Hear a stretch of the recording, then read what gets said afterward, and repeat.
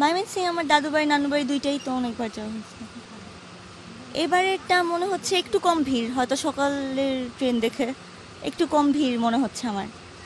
Ticket তো পাওয়া যায় না অনলাইনে সহজে, কিন্তু এই আজকেরটা পেলাম। ভালোই লাগতেছে, কমফোর্টেবল। কোনো ভোগান্তি আছে কিনা, কোনোরকম হয়রানির শিকার হচ্ছেন কিনা? না না, আজকে ট্রেনটা তো অনাকাঙ্ক্ষিত আমরা পাইছি আজকে, ফলে আমরা আজকে ট্রেনের টিকিটটা পাইছি।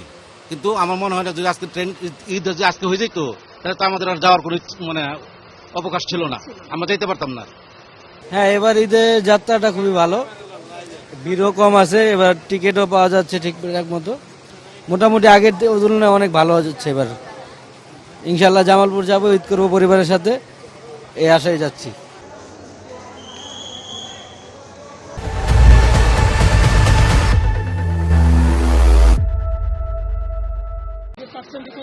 কাটছি না, ভালো, আলহামদুলিল্লাহ ভালোই, অনেক ভালো, রিল্যাক্সে যাচ্ছি, তেমন কোনো ভোগান্তি হচ্ছে না। আমরা সঠিকভাবে আসে পৌঁছলাম, কোনো সমস্যা হয় না এই পর্যন্ত।